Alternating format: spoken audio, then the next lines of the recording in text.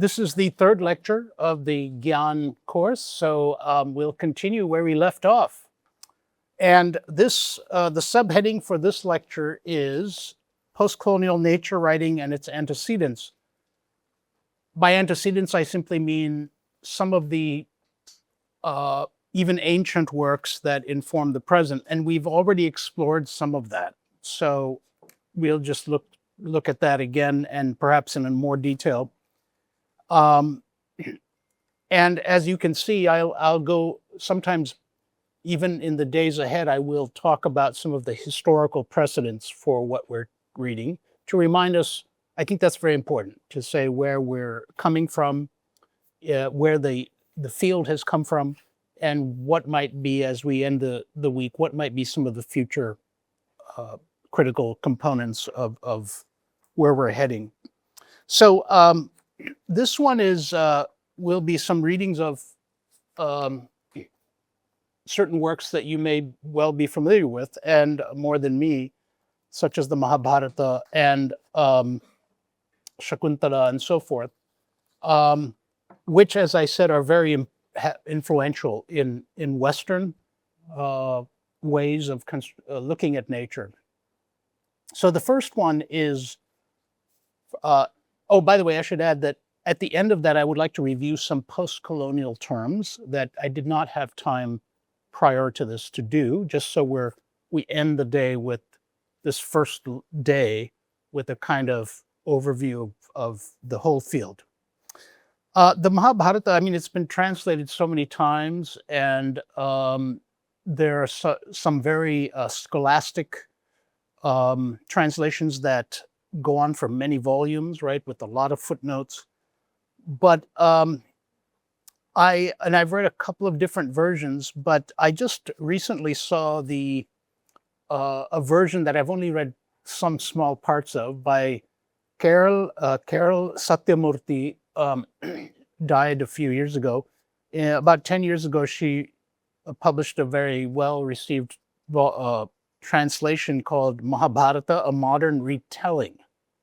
So it's very poetic. And again, it's the way we translate. Translation is a big part of this field because if you span the globe, you have to translate. So this, I'll just read a bit of this, but she was, as she said, she had read this work and studied it for many decades, but was eager to get a broader readership in English. And so that spurred her to translate it. So I'm citing an example of that epic's descriptions of nature, even when describing a city like Indraprastha or something else. So because I want to emphasize we talked about the interaction or interconnection between city and countryside, right? So this also tells us that that's been an ancient concern. So this is just a few lines from her translation. Around the city were tranquil parks and gardens, planned and planted with arbors, cooling fountains, lily ponds, and many kinds of tree and flowering shrub. Kadamba, jasmine, mango, and rose apple, and others too numerous to name. So all who strolled there could enjoy bright, scented flowers and luscious fruit at all times of the year. Peacocks picked their way beneath the trees, which were a haven for melodious birds. That actually sounds like the campus here, I think, but so the idea of a kind of ideal city in which ordinary residents could enjoy nature, right? That interconnection. So that has been a dream, and perhaps a reality, but certainly a dream for a long, long time. The Dvaita forest and other forests are similarly described, though we also, of course, encounter forests inhabited by rakshasas and dangerous creatures. The point I want to convey as someone who reads these epics and I have taught a mythology course as a survey course for undergraduates. is we also look at the aesthetic and literary qualities, right? So rather than if you're teaching mythology from around the world, and by mythology I mean great truthful stories, um, you have to look at the literary and aesthetic more than the religious. Um, Such descriptions appear in many other works of ancient literature, of course, and as I said, they inform our the present writings of the present. And I think this is what, of course, Tagore had an essay on this, The Religion of the Forest, 120 years ago, something like that. And we also have, we mentioned Aranyak and other works that I think were consciously responding to this ancient ideal. But there are many other ways of looking at this as well. And I mentioned Gilgamesh as an example of that, right? So in the same way, since city dwellers have been the ones writing these, the city and its ruler tend to be the chief concerns. Because remember I mentioned Gilgamesh, and so ultimately it's still about Gilgamesh the king, right? Even if you're talking about the cedar forests being cut down. And so that's understandable. It's just that we have to keep that in mind. One thing that all cities require, and I've alluded to this, is raw materials. So, and those raw materials tend to be timber, especially, and that's why, we tend to think of archaeological remains as stone, but that's only because the wood part, most of the structures were wood, and those have disappeared, right? As modern eco-critical readers, we could provide some ecological context to this decline. For example, Yellowstone National Park, which is the big volcanic area not too far, about 3 hours drive from where I live. There, the government allowed professional ecologists to reintroduce a pack of wolves to the park from Canada. And you may be wondering, what does this have to do with what I've been talking about? But I'll get to that. Wolves were native to Yellowstone, but human interference had led to their eventual absence. And this, ecologists realized, had led to the proliferation of elk, which is a cousin of reindeer, large deer, very big ones, who then ate so many of the young leaves in the trees in the park that within a few years, the park's forests began to disappear. This, in turn, had a cascading effect on the ecosystem, a trophic cascade, different ways that ecologists use this, right? In 1989, ecologists released a Canadian wolf pack into Yellowstone, and within a few short years, the effects were dramatic. As the elk population diminished to a healthy number, trees were able to grow, and an entire ecosystem was restored just by reintroducing wolves. What's interesting is we have in the state I live in, a vehement anti-wolf contingent. And that is because the same thing that the British in the 19th century in India called leopards vermin. That means like pests, rats. And that's how many of them still view the wolves there, because they say they're a threat to ranching, which is sheep herding and so forth. But the evidence is clear. If you remove certain apex predators from an ecosystem, you can have a collapse. Along with this success story, we must remind ourselves that when the Native American tribes that used to live in Yellowstone before white settlers removed them, there was no damaging interference. This does not mean that we romanticize the Native Americans again. We have learned, for example, that even 1,000 years ago, certain Native American peoples burned forests to create pasture land and so forth. But on the other hand, the difference is that now it's on such a massive scale that the lands cannot recover. What does this have to do with what I mentioned in the Gilgamesh, I think the lesson is that we can look at these texts as evidence. Historians actually look at these ancient texts, like Sangam literature, for example, because there aren't many other surviving historical documents. And if you look at the area of the Levant, or maybe Lebanon and that area, and Iraq, there's a you can see online how the ancient what they estimate was the ancient range of the cedar forest has shrunk. It's hardly existing. It's a very tiny a number now that exists only in Lebanon. So we can see that this is almost like a record, Gilgamesh, if you read it that way, of that kind of collapse.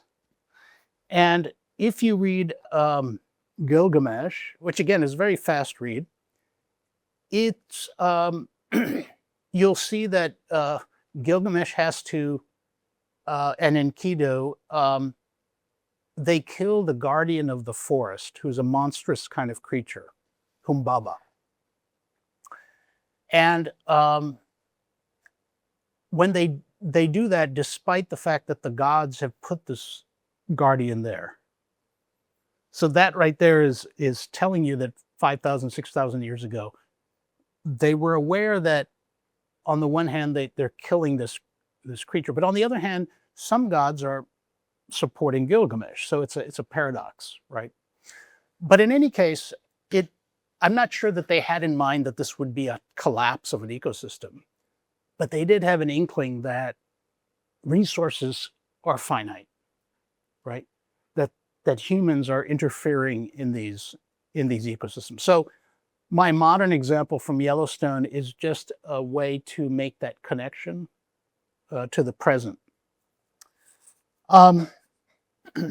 We'll turn now to Shakuntala by Kalidasa in terms of how it was translated and its effects. So a well-known 1912 translator, a British translator, Arthur Ryder, echoes other scholars in noting that Kalidasa's work reflects, and Kalidasa lived about 1,500 years ago, so just to keep that chronology in mind, and was, of course, famous for his amazing drama at the time, as well as the rasa system theory of aesthetic taste and so forth. He said that Kalidasa's works reflect his amazingly close and accurate observations of the phenomena of living nature, such as describing the Ashoka trees that, quote unquote, shed his blossoms in a rain of tears in the translation. It's still very poetic, right? And others have pointed out the same thing about, for example, other epics that are very,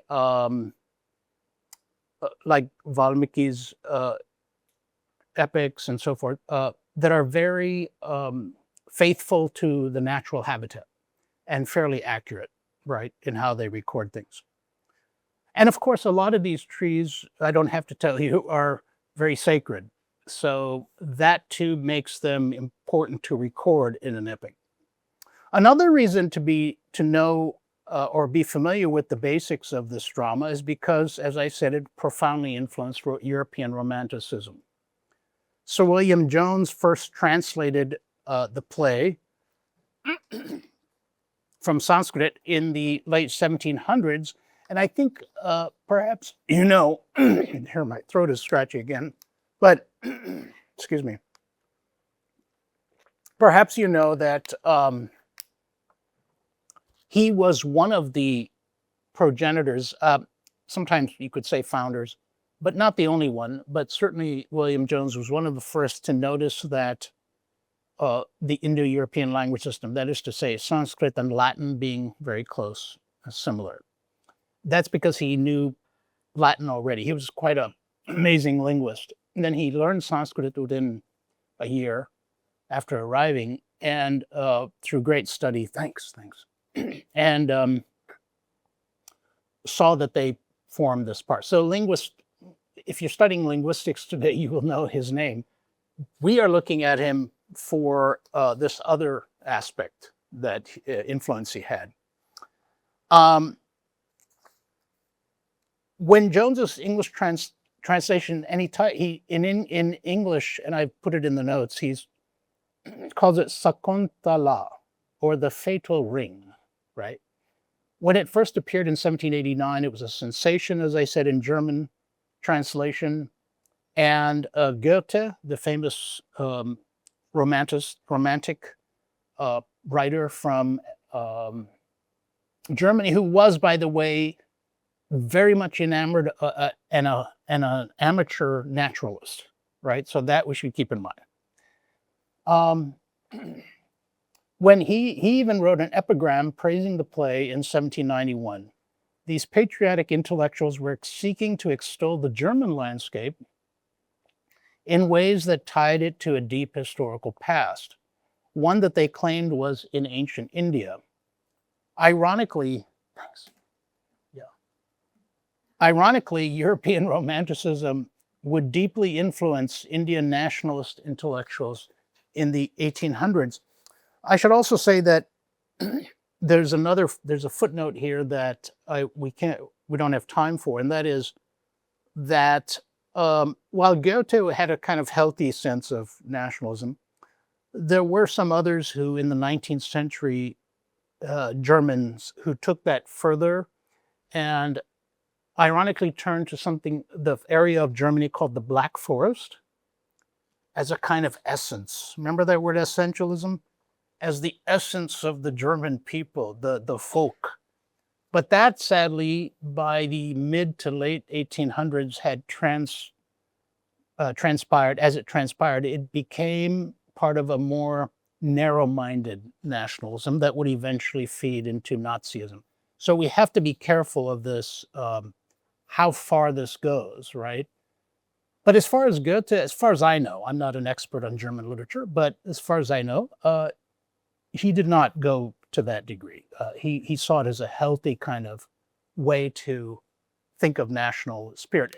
Now, it's interesting that so many that, as I said, Bankim Chandra, with his idea of the forest as sort of the cradle of a kind of spiritual reawakening, as well as an anti-colonial rebellion, thought of the forest. We think of Fenimore Cooper. I mentioned the Last of the Mohicans, forest, right? We have the Black Forest, Germany. If you start to look around the world, that's why I wrote the book on forests. You see that it tends, not for every nation, but because the landscape partly determines what you invoke, right? Because if you're in a desert environment, the desert becomes important. But it's interesting how often the forests become important, but it's also interesting how often nature becomes important. So I'll come back to that point. It's either end of this lecture or tomorrow. We also have Sangam poetry, and until not that long ago, scholars say, I think Sangam was kind of overshadowed by Sanskrit, the dominance of Sanskrit. So it's important to think that they were coterminous at the same time. The Sangam was a long period, but let's say roughly 1,500 years ago. So coterminous with Kalidasa. Like forests everywhere, forests in India are often in the public imagination and in much of literature, conflations of their everyday use with their mythic religious associations. So there is this everyday use. For example, logging in the Western United States, logging is a big problem, right? Now, they're not allowed to log all the forests, and like here, right, you have to be controlled in some way. So there's that aspect, and people will assume that that's fine. But then with the other half of our brain, we kind of mythologize and idealize the forest. In the book, The Overstory, and I'll come back to Sangam in a second, but in the book, The Overstory, It's an interesting note that in the 1980s, something I didn't know, along the certain highways in the western U.S., they would leave a wall of trees right along the highway, but they would log behind that, so people didn't get, uh, they had the scenic view, and it was a kind of false view of what was happening. So this is always there. So we know that backdrop. And so in Sangam poetry and epic, you do get forests. You also have different areas of landscape. So let me continue reading this. In the classical Tamil text, for example, scholars call Forest of Pines. It insists on locating the religious story in the holy forests of the Himalaya, right? To account for the environmental ethos of such texts. So there are certain, even in Southern texts, they might have a religious tie to the North, but then you have the everyday reality. I hope I'm articulating this well, but you have the everyday reality. So, for example, the Kadamba tree becomes important because for certain Sangam era kings, the Kadamba was used to make a kind of a scepter, a kind of for the royal figure. So trees were very important, but at the same time, the trees in the north, due to the epics, the Mahabharata and so forth, become valued. To account for this, the environmental ethos of such texts means that we need to, quote unquote, foreground the poetics of creativity and the politics of imagination and placemaking. The formal poetics plays a vital role in that both ancient and medieval Tamil poetry developed and ascribed to literary conventions that pertain as much to topographical contexts as to linguistic ones, like the Tinnai that some of you know, right? The five Tinnai. So the topography has, it's interesting that you would use then topography, right? You would use that as an associational index for what you want to convey, the feelings you want to convey. So if you say, the Kurinji forest, that automatically associates a certain number of things. David Schulman, a scholar of Tamil, calls this, quote, a patterned semiotic map of Tamil country, unquote, that readers would have been familiar with. Of course, not everyone was literate, so those who were literate would have been familiar with this, just as with Kalidasa's drama. In the Sangam era, roughly the 1st through 4th century CE, it's debating, let's say even up to about 500 CE, prominent genres like war poetry or Puram and love poetry or Akam, I hope I'm pronouncing these right, variously evoked the 5 primary landscapes, Thinnai, of Tamil country. Each was named after a flower native to it. These also changed over time, but that was one prominent motif. These poems are notable for their comparatively secular or non-religious topics. So these love poems, that's what's fascinating. And that's why they've become very popular in the last 20 years in English literary anthologies of world literature. They were not before, but then R.K. Ramanujan and others translated them, and slowly they became well known.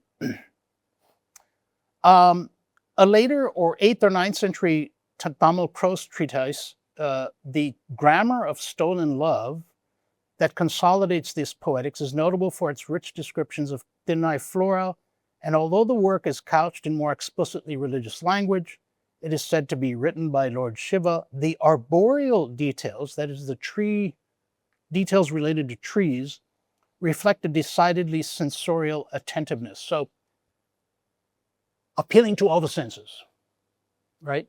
That was important. So here we have ancient works, and again, I've said this before, that are very attuned to the natural environment, right? That must have, no doubt, in a very real way. So no doubt these environments were important to the people living there. And as we know, if you go back even 2,000 plus years, um, the, the global trade, you had uh, pepper going to Rome and things like that, right? And vice versa. So a lot of these environments were not only important to sustaining local life, but they were important to trade and economy. So you have a whole kind of ecosystem of if you will, that relates to the humans.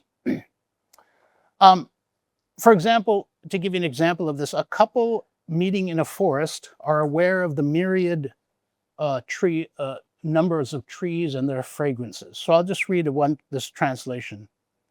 All about are sandalwood trees, champak trees, sweet mango trees, sweet jackfruit trees, breadfruit trees, ashoka trees, gong trees, kino trees. I'm not even sure what all these are. Ipecacuña trees, gamboge, Barbados pride. These are the modern English. Crocus vines, copperleaf, delight of the woods, jasmine, and Arabian jasmine combine their fragrances together. That's pretty specific. More than I think any modern poet would write. Oh, we're not finished. Trumpet flowers, screw pine, and fresh laburnum burst for open. Waterthorn, purslane, and lemon flowers blossom. That means that the readers were attuned to these, right? Is there something that we've lost even in the literate world? So we have the indigenous world, the interaction with nature, but we tend to think of ourselves as we're progressing, right? We keep learning more, we have more science, we learn more, but maybe not. Maybe we've lost something in the literate world. So the combination of realist, mythical, religious, and fabulous texts that express regional and national aspirations, not in the modern nation state sense, but regional pride, leads to contradictions. For example, as Ramaswamy notes, Sumati Ramaswamy, who's written about some fabulous texts about Mother India, but also about the lost land of Lemuria, she notes that some Tamil writers of the early 20th century sought to celebrate the fabled lost land of the Tamils, Lemuria, by drawing on modern science. So then you get the paradox of using modern science to try to account for these fabled lands. And she's interested as a literary scholar and a historian in how, what does that say about people's sentiments? What is it that this idea of a lost land, right, tell us about what humans want? What are they craving, right? Evocations of this lost land, and I can't do justice to her works, so I won't try, but I'd encourage you to look at her works. So Sumati Ramaswamy. Evocations of this lost homeland also draw on the 5 classic Tamil toponyms that we've talked about. Thinnai. And the specifics of these, which are interesting, I think, are riverine plains, and those of you who speak Tamil can correct me, Marutam, coastal areas, Netal, pastures, Mullai, desert, Pallai, forest, Kurinji. Now we know that the Kurinji flower still blossoms every 12 years. So that's interesting. And so I think that's fascinating. Ramaswamy observes that sustaining these in both the popular and the literary imagination was important for Tamils since colonialism's, what she says, disciplinary geography had generally disavowed native categories and specialities as so many seas of treacle and seas of butter, in the words of one Englishman. And I think this is another aspect of eco-criticism, post-colonial eco-criticism, is to talk about how, if you're interested, how cartography, map making, which involves naming, is a powerful tool. So if you're interested, there's, I forget the writer, who's the critic, Australian scholar about 30 years ago wrote The Road to Botany Bay about the naming of Australia. I mean, all the names are very British, right? And displace the Aboriginal names. You know these kinds of stories. There's also the fact that we have Lost my train of thought. Oh, there's a great play, if you're interested, called Translations by uh, an Irish playwright, and I'll think of his name in a minute, but who Friel, Friel. It's called Translations. It's wonderful to teach. It's a 1980 play, and it's about how the Irish themselves were colonized. We forget that, right? But what's interesting is it's about these map makers, these topographers, whatever they were called. These British guys come in and they start renaming all the places, right? And so some of the Irish want to fight back, some don't. It's a classic colonial case. This is set in the early 1800s, though it's written in 1980, but it's set in the early 1800s. So what we have is, I think, you have this Tamil country map, in a sense. Then on top of that, you have the colonial map, right? The modern, which stays there still for all practical purposes, even though the state names change. So how do you reconcile those? That's the challenge. Same thing happens to Native Americans. So let me give you one more example, which I had in my notes already, but I know it so well. There's a place called Devil's Tower in the western state of Wyoming, not that far from where I live. It's drivable. And it's a unique formation that juts out a kind of karst. It's as geologists call it. So it sticks up and it looks like it's scarred, right? These scars. And it's become a very important symbol. And it's preserved, but it's a very important symbol for tourism, for one thing, but also for the Native Americans, the Kiowa tribe. There's a wonderful story behind that too. So the other thing we can do is look at native traditional mythic stories about how lands get their shape, how animals get their colors. Not to say that this happened, but to say it suggests why these are so valuable to the people. So the story is that, and we're going to talk about M. Scott Momaday later this week, who's a great writer of the Kiowa. I think he's still alive. One of the sort of progenitors of modern Native American writing, and this Devil's Tower, he tells the story of the Kiowa story of, it looks like a giant bear has clawed it. And he talks about how in their tradition, two boys are running away, right, from this bear, and they climb to the top of this karst, and then a giant bear tries to scrape at them, but before it can get to them, they are taken by the gods to become stars in the sky. So it's a wonderful story. But how do we can read these eco-critically too, right? Does that make sense? So these are ancient stories too. We don't have dates because they're oral. Sangam and Mahabharata and all these things are literate. They've been set down. But most classic epic stories, I should say, start as oral tales. So I want to keep that in the back of our minds. Let me come back to the Sangam just for a few minutes, and then we'll turn to some modern treatments of things. The ecology expressed in Kurinji or mountain forest poems is unique to Tamil Nadu with its shola, a now endangered rainforest, right? You know about shola. Though they're trying to revive it, but we'll see. Sangam poems conventionally use this motif to express the secret premarital meetings of lovers. At the time of the poem's writing, and sometimes even now, the Kurinji flower recalls romance. As Ramanujan puts it in commenting on the Sangam poems he translates, these are his words, the actual objective landscapes of Tamil country become the interior landscape of Tamil poetry. That's another fascinating way to think about landscape as interiorized, right? How we always exteriorize it and objectify it. But if we say that we are part of nature, as we are, then perhaps psychologically too, I'm not sure how we make sense of all this, but certainly we can think of a kind of cognitive mapping of the world that we associate with, right? I mean, we know that as humans, certain senses recall moments from childhood, right? Nostalgic moments. So I think in the same way, for a lot of Native peoples, the power of the land, right, is recalled through ritual songs and folk tales and so on. Here's a snippet of, just for fun to give a taste of this.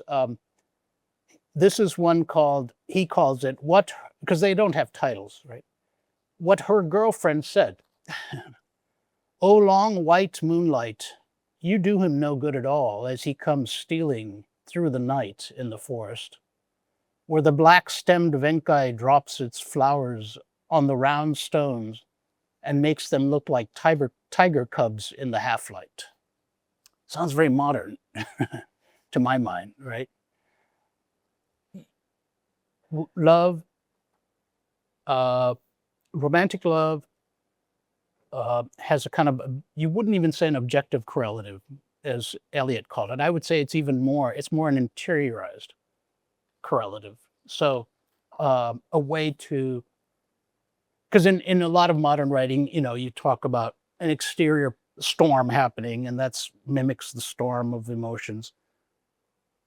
But that still sets up a duality, right? Here, it's trying to break down that duality.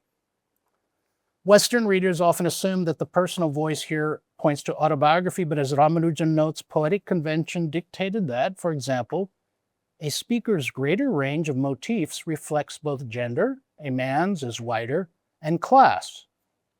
This is in the Sangam period. The higher class heroine usually having less experience and mobility in the world than her girlfriend. These are not meant to be realistic, though the names of the plants and trees are, but not the meanings. The Sangam poets relied on these and other dramatic conventions, including those governing social roles and topographical associations. In his words, the poet's language is not only Tamil.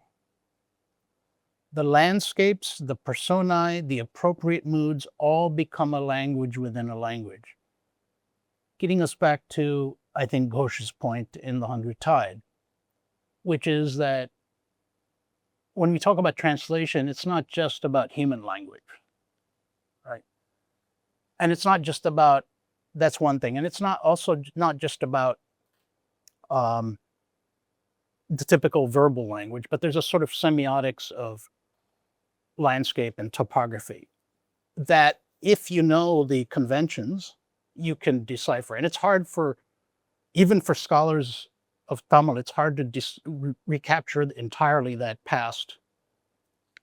those past conventions. One more paragraph on this. Sangam poetic landscapes are a product then of the symbolism of particular geographies in which the poet is nurtured, with the aim of evoking a credibly sincere sentiment. So the effect is also important.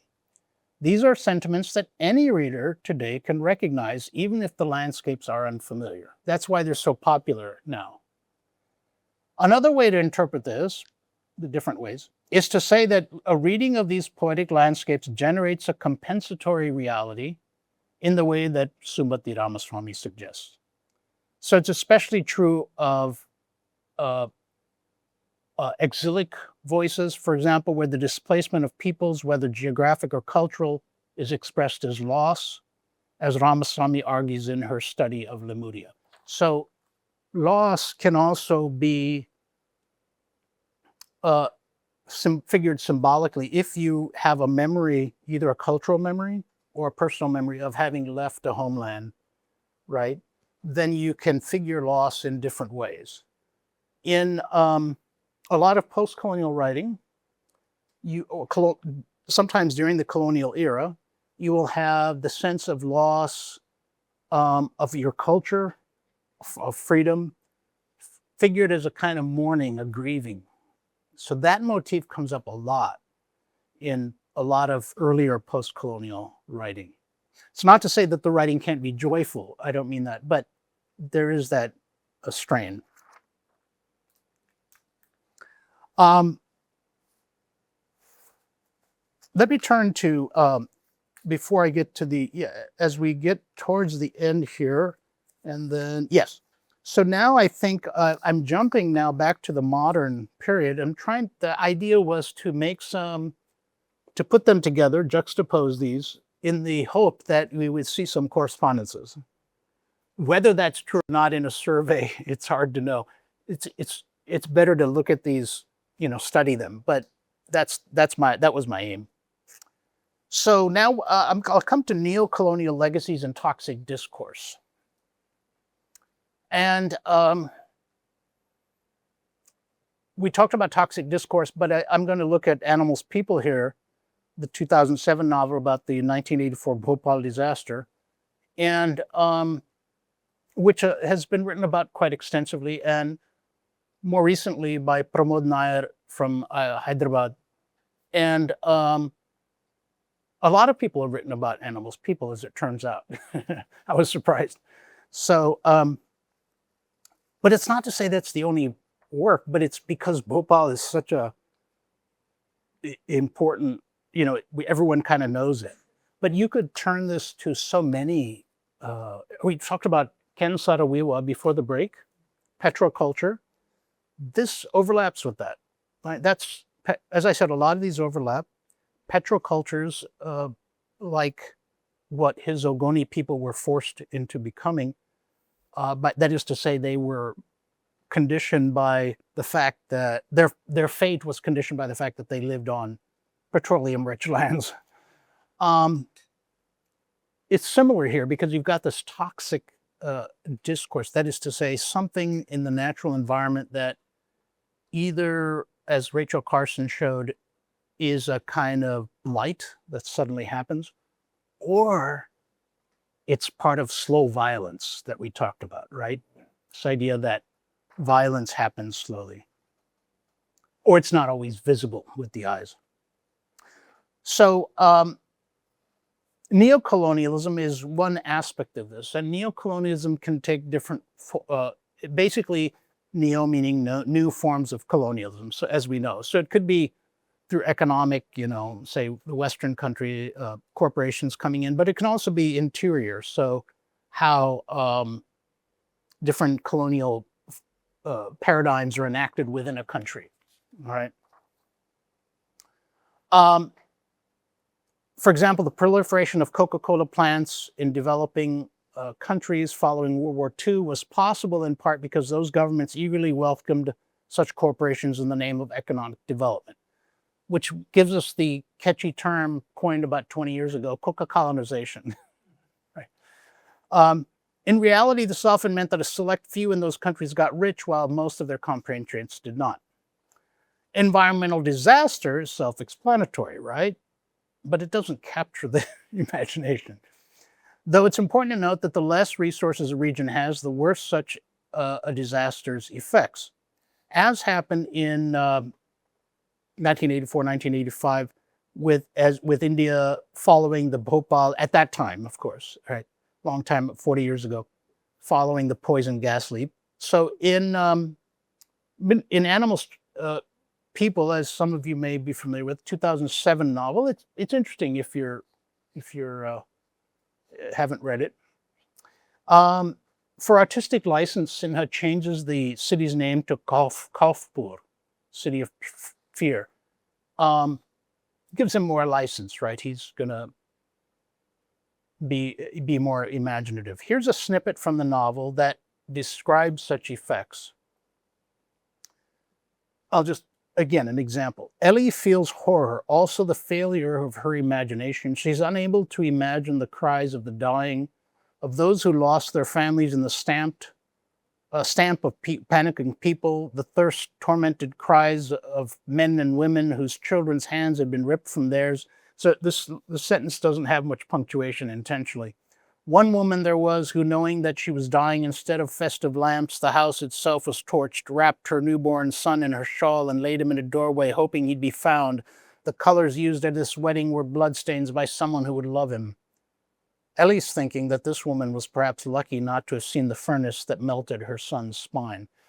Graphic, right? Intentionally so, to prompt people to think about toxic discourse. The danger is that you might think, and I think that is a real danger, is that this may seem such an aberration, like, oh, this couldn't happen here, kind of thing, right? So I think the challenge is there are texts now that do show how, as Carson did, that we are all exposed to this. I mean, we all have microplastics in us. I'm not sure what that says about the future, but maybe I shouldn't drink. But what does that say about our human cells, right?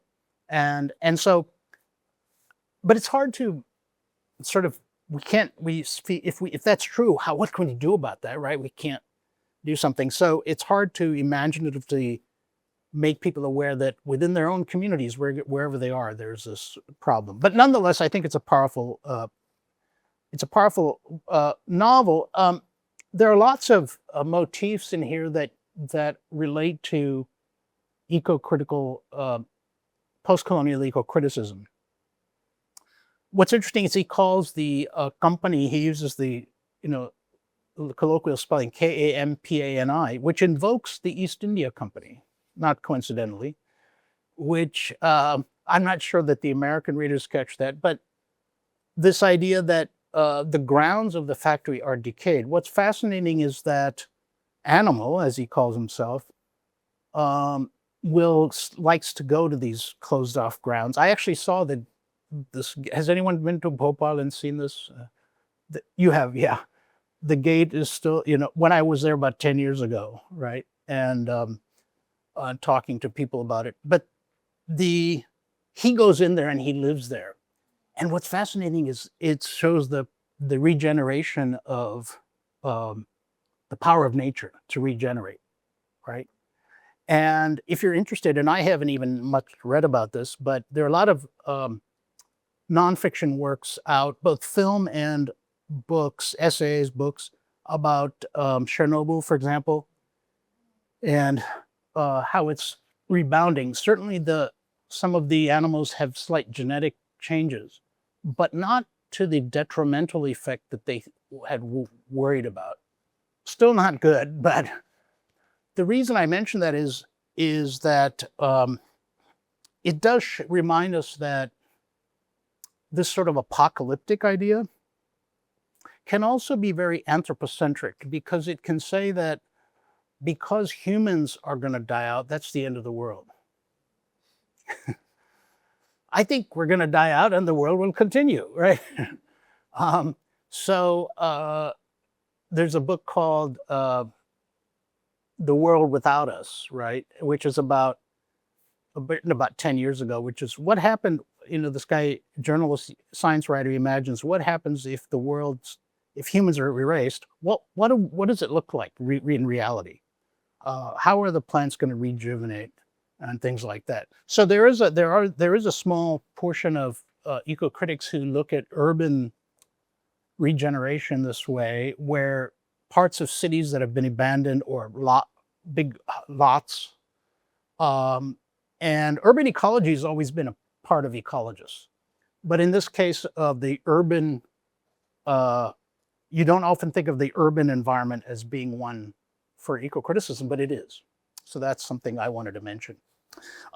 So decay, there's also madness.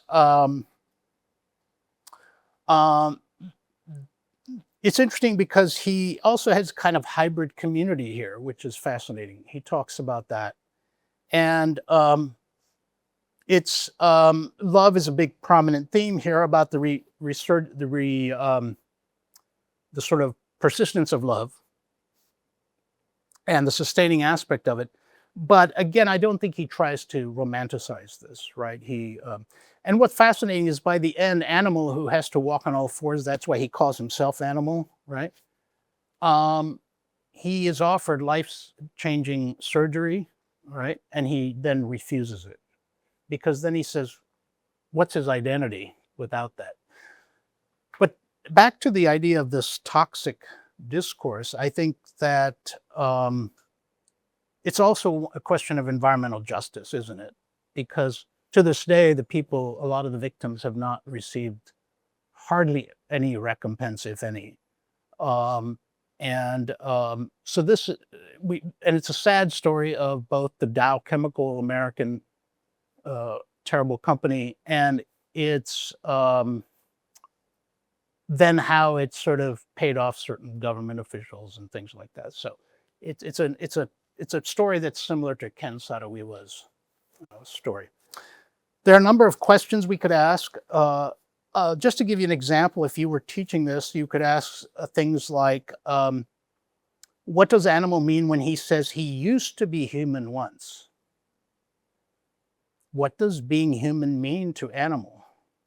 What does animal believe it would take for him to become human again? Does animal get his wish? And I think so, in a weird way, it invites animal studies, even though there's no non-human animal really so much in here. There are dogs and things, but nothing prominent. I think it's mainly saying that, well, what if humans, it's not human animal and non-human animal, but it's just animal. You know what I mean? So, so I think I just say one more thing, that the book's title is also important because it says animals, people. So the emphasis is on community. So the emphasis is on the idea that it's not an individual, that's what's going to sustain all of us. I think most of these writers are all about that, right? Because so often the history of the novel, for example, has been one, as we know, if you go back, to the 1700s and so forth, it's one about sort of the individual, right? And kind of like the solitary romantic ideal, who makes, usually a he, not always, Moll Flanders is an exception, makes his or her way in the world, right? And so forth. But community is kind of often lost, right? And so I think certainly Sinha is trying to accentuate this idea of community, and it's a heterogeneous community. It's not any single type of community. And I think that's important.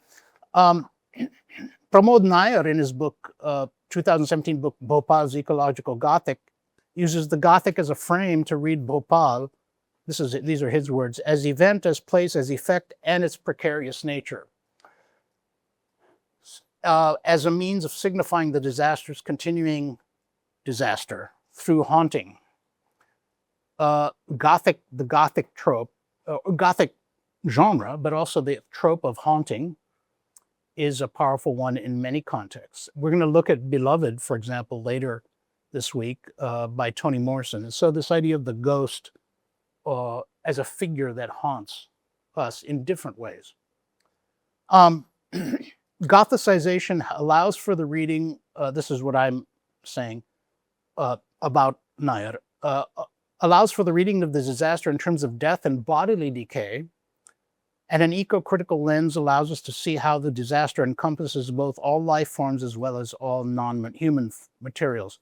So this idea of the focus on the body, the interaction of the body with the environment has also become a big theme, such as Stacey Alaimo talking about bodily natures, a feminist view of material ecofeminism, and if you're interested in that. One reviewer of the novel, of the book, Liam O'Loughlin, helpfully summarizes Nair's approach. So I thought this was helpful.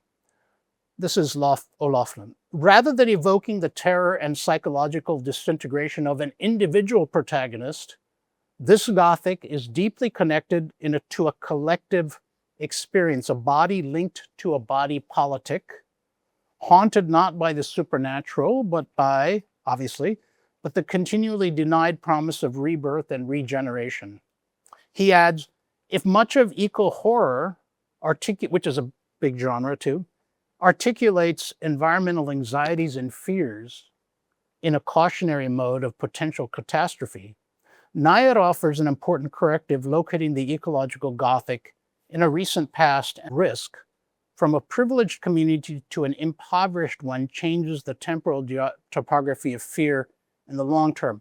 So risk, as I mentioned, insurance companies won't insure now for certain things. So this idea of risk, what are we willing to risk and what not, and so on.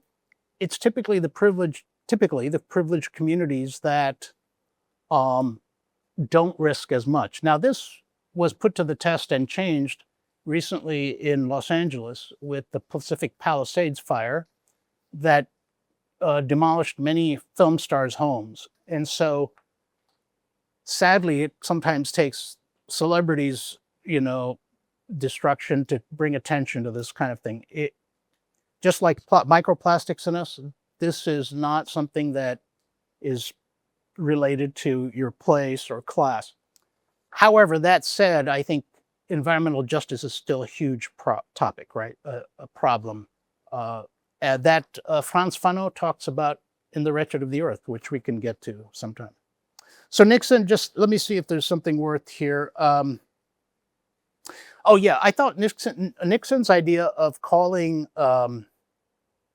Sinha's novel, if you get a chance to read it or if you're familiar with it, he calls it the environmental picaresque. So the picaresque is the picaro from way back in the 1500s, a sort of Spanish form of episodic, crazy events, right? It's an updated version of the picaresque, but it's environmental. And he says that by creatively adapting Renaissance picaresque conventions to our age, Sinha probes the underbelly of neoliberal globalization from the vantage point of an indigent social outcast. His novel gives focus to three of the defining characteristics of the contemporary neoliberal order. And he wrote this in 2011, his book. First, the widening chasm within and between nations that separates the mega-rich from the destitute. Second, the attendant burden of unsustainable ecological degradation that impacts the health and livelihood of the poor most directly. And third, the way powerful transnational corporations exploit, under cover of a free market ideology, the lopsided universe of deregulation whereby laws and loopholes are selectively applied to a marketplace a lot freer for some societies and classes than others. So this was a preventable disaster. That's one thing. So we have two types of disasters. One is they're both human caused, but one is the direct kind of cause of the mishaps of a greedy corporation and produces a direct disaster. But we also have the slow burning, right? Slow violence of climate change and toxic. Some may be easier to portray than others, right? And by that I mean it's hard to deal with. I think Amitav Ghosh was right, but it's hard for us to imaginatively capture that or to provoke readers, right? We need a lot of Greta Thunbergs. Anyway, so, but the thing is that there are writers trying to do that today. So that's something to keep in mind. Okay, I think we're getting, we still have a few minutes here. I wanted to, that was, I think, oh yeah, there was a documentary called there are many documentaries on Bhopal, but the one I was thinking of was One Night in Bhopal in 2004 BBC documentary, only because it's one that's been viewed a lot. It's not to say it's the best or anything. There's also a kind of a bad movie with,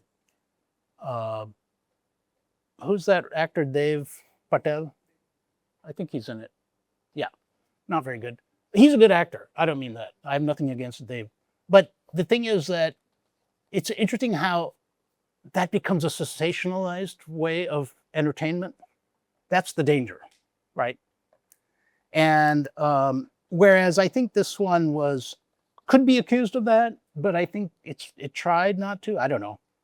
The Marxist cultural critic Zizek has argued that our modern, generally middle-class view of the world, as projected in an array of media, is sanitized, dependent on the erasure of waste from any images. So there's also a whole sub-area of critique and subgenre of waste, garbage. Okay, but that is visible waste. Now we come to waste that radioactive. There's only one country in the world that is specializing in containing nuclear radioactive waste anymore, other countries just decided to not worry about it. Finland. I know that because a postgraduate student of ours did a Fulbright there, and that was the only country that was doing it. And that's scary, right? Just one country. I mean, Finland's great. Maybe they'll master it, but that waste is intangible. Fukushima, right? How do you quantify that? So, but it's still interesting to think about this idea of waste. The film theorist Siegfried Krakauer argues that it is especially incumbent on filmmakers to bring attention to garbage and waste since cameras are uniquely equipped to reveal this. So cameras can zoom in and out, and so forth. But Carl Schoonover, I love these names, right, points out that this view, though important, assumes that waste is visible and overlooks the toxins that are rife in modern life. Because toxins do not degrade, Schoonover says, they could be seen as refusing to ever leave this world, our world. It is possible that human interference will never surpass the persistence of toxicity's force. In this sense, the toxic challenges standard definitions of materiality and objectness. Now, this becomes very philosophical, right? As you can see, it invites a lot of philosophers writing about this. But again, if we bring this back to literature and we say, how do you portray that, right? And I think that's the challenge. And I mentioned Jane Bennett earlier. The book, by the way, it's an interesting book. It's a 2009 book called Vibrant Matter. So Schoonover concludes his article with thought-provoking questions. What then are the specifics of the toxic discourse present in recent eco-docs, as they call them? Environmental, ecological documentaries. In narrating specific ecological realities, do they acknowledge how the toxic profoundly challenges everyday notions of materiality, or do they play into our phantasmic nightmares, where plastic bottles lead directly to cancer, all lipstick is laden with lead, and nature is forever lost? As I've suggested, he says, it seems clear that they invest in spectacles of rubbish in a fetishistic,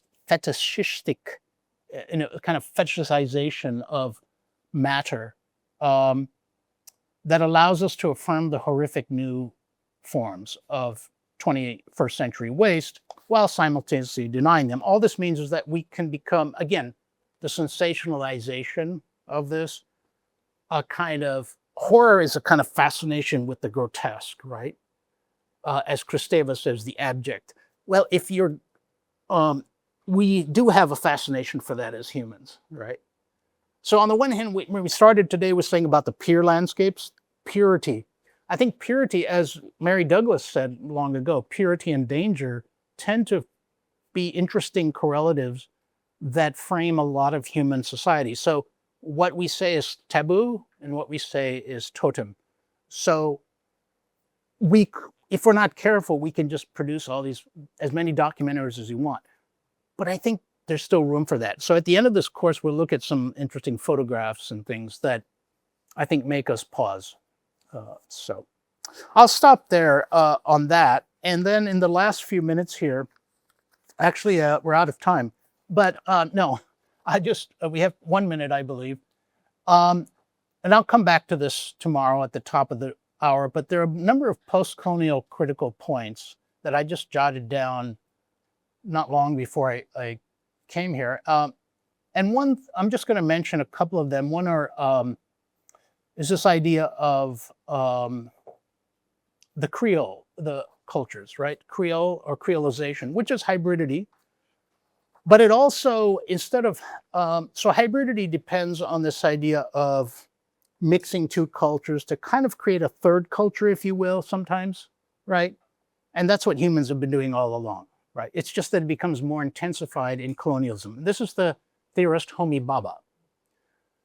On the other hand, Creole and Creolization, they're very closely related, and they tend to be used in the context of the Caribbean. But in any case, what's interesting about that is it says that you create a new, like Creole language.